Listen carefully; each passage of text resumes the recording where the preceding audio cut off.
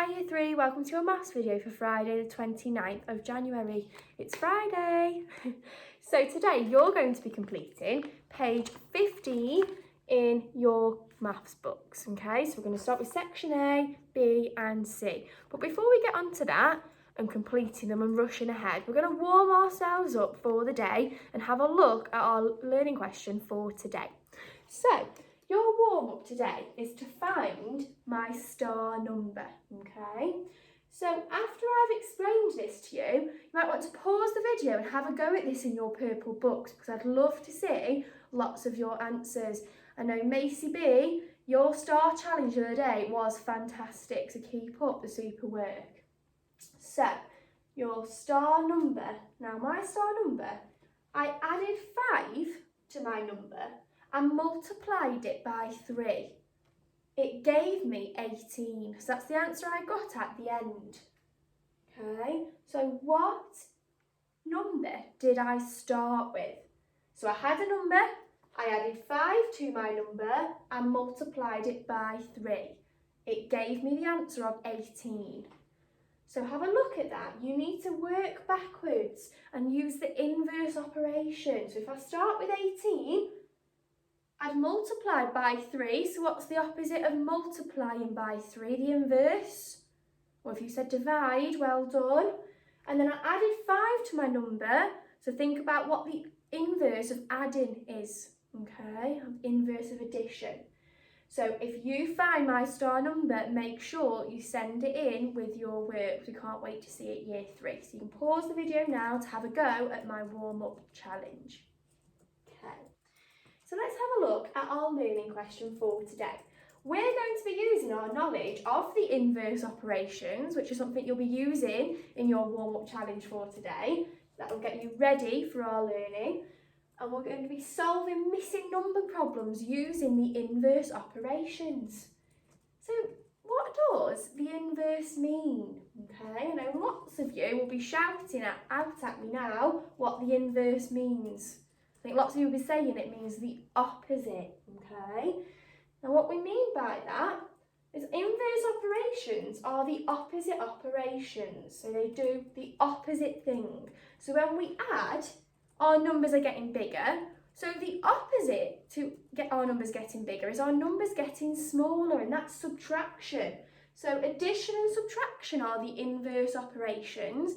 And then we've got multiplication and division, which are the inverse operations. So in your startup challenge today, you'll notice you've got lots of questions that involve you using the opposite operation. So there may be an addition in the question, but it's trying to trick you. It doesn't want you to add the numbers it's given you. So let's have a little look at some similar questions that you've got using the inverse operations in your startup challenge today. Okay. So, I've got 255 add something equals 425. Now, like I said, I've got an addition there. But if I add the two numbers that I've been given, so I've got 255 and 425, I'm going to have a really big number here, bigger than both of those numbers. Now, will that make sense? 255 add a really big number, bigger than my answer? No, because in addition, our answer is the biggest number. So we're going to have to use the inverse operation of addition. Ooh, which was the inverse operation for addition? The opposite operation? Well done if you said subtraction, okay? So with these two numbers, I'm going to subtract them. I know lots of you will have a good look at those numbers and use your place value. So we've got 425 subtract 255.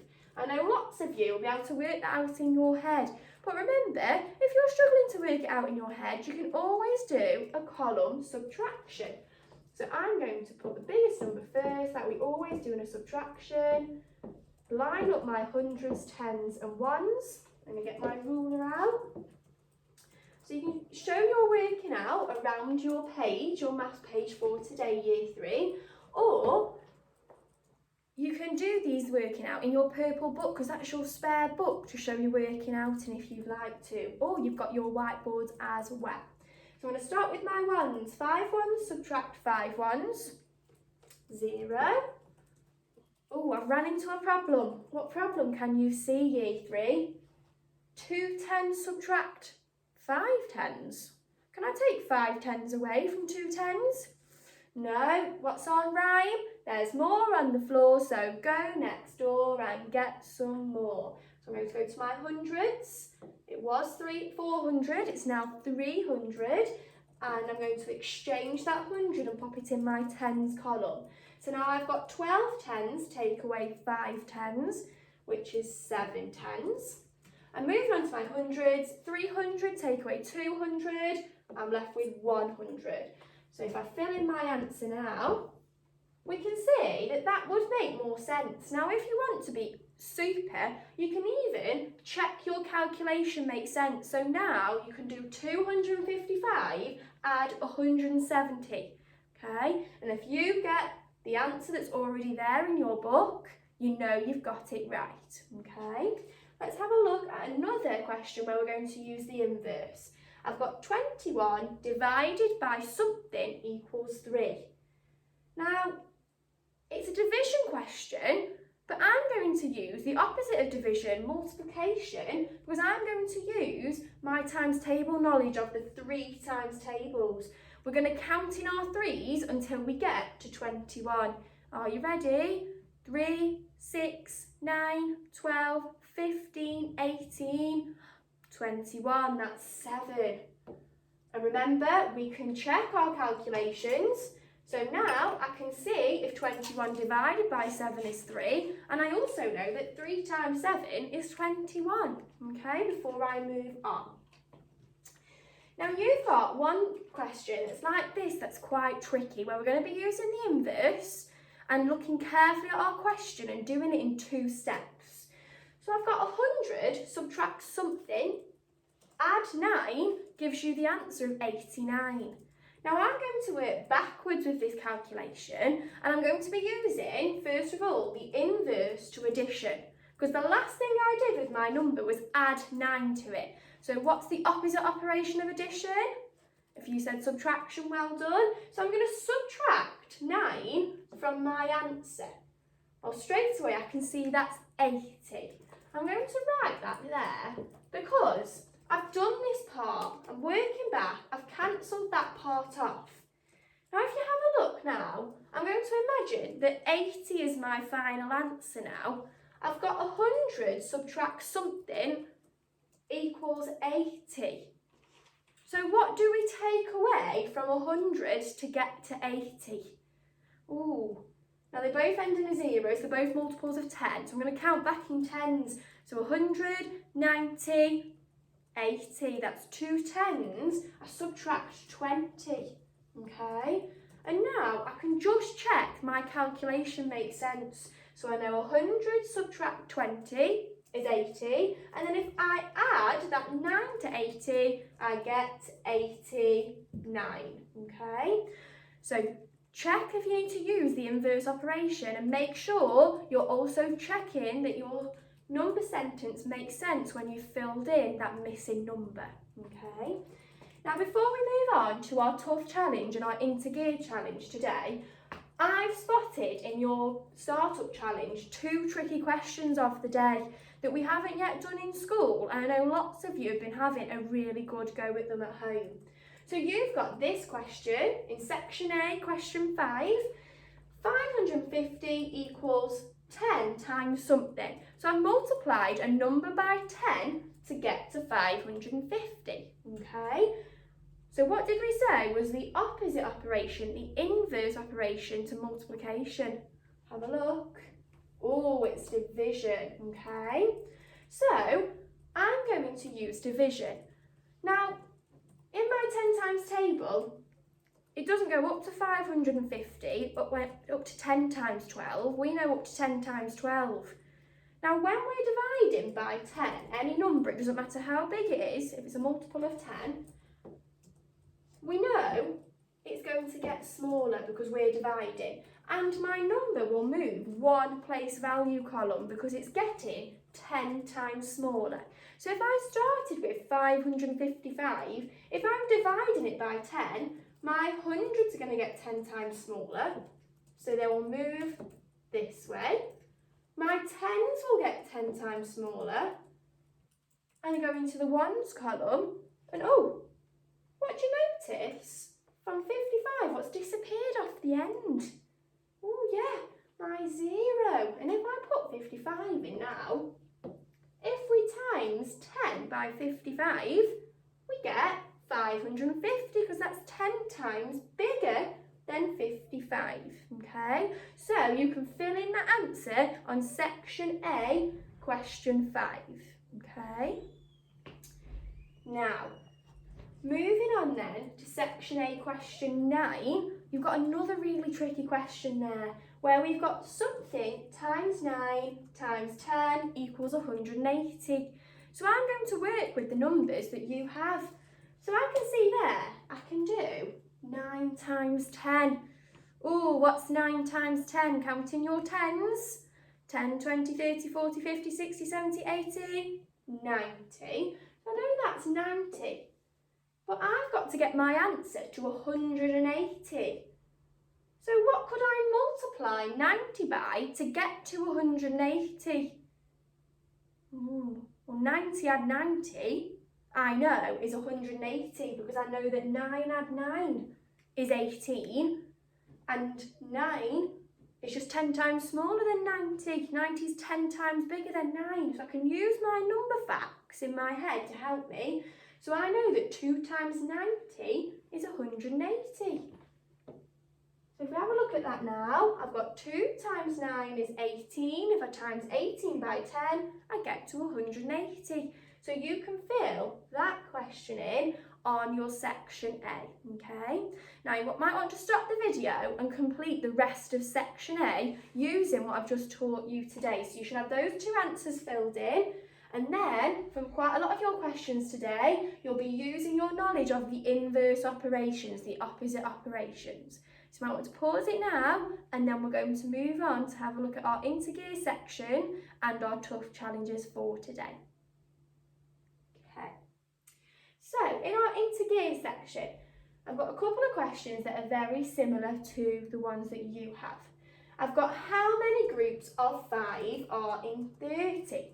When we're talking about how many groups of 5 are in 30, so I've underlined my key words, it's asking me how many 5s go into 30. So that's a division question. It's asking me to do 30 shared by or divided by 5. So we can count in our 5 times table until we get to 30. Are you ready to count your 5s with me? 5, 10, 15, 20, 25, 30, that's 6, because we know 6 times 5 equals 30, okay? Now you've got, on your intergear section, a question about millilitres. Now remember my top tip, if you're struggling with that question, you've got that page of useful information at the front of your booklet, okay? So that question with millimetres on page 15 is question 5 on your intergear section, on section B, okay? So have a look at your useful information page at the front of your book if you are struggling with that one. Now, finally, we're going to move on to our tough challenges for today. Now, these are extra challenges that are a little bit different to our learning question. So we've got here 2 fraction questions, okay? So I've got Polly has got 24 sweets. Jack has a quarter of this amount. How many sweets has Jack got? So I'm going to get my trusty pen out and I'm going to underline the key numbers and facts and words that I will be using to help me solve this problem. So Polly's got 24 sweets. Jack has a quarter of this amount. How many sweets has Jack got? So a quarter, we know that's a fraction, and we write it as 1/4, okay? A quarter is out of 4 equal parts. So what I need to do is work out a quarter of 24, because Polly's got 24 sweets and Jack has a quarter of the sweets that Polly has. So the question's asking us to do a quarter of 24. okay? Now, one really quick and easy way to do this, I know lots of you have been really good at doing this at home, year 3. How many 4s go into 24s? We can use our 4 times table because our denominator at the bottom of our fraction is 4 dividing. So how many 4s are in 24? We can count in our 4 times table. Ready? 4, 8, 12, 16, 20, 24. So we get the answer of 6. And my numerator tells me I only want one lot of that 6. So the answer is 6. Meaning that Jack has got 6 sweets because that's a quarter of 24. Now remember, if you're struggling to work it out that way, you can always draw your whole and split it into quarters. So that's my 4 equal parts, like my denominator has told me to do, and share out those sweets. So share out your 24 sweets. Now remember, Jack's only got a quarter, okay? So we only want one of those sections, okay? Now, keeping what a quarter is in mind, you've got this question in your books today, and I'm really excited to see who can solve this one. How many months are there in a quarter of a year? Okay, now we've got a quarter there. How many months are there in a quarter of a year? So we know, we've just found out that a quarter, we write it as 1 over 4.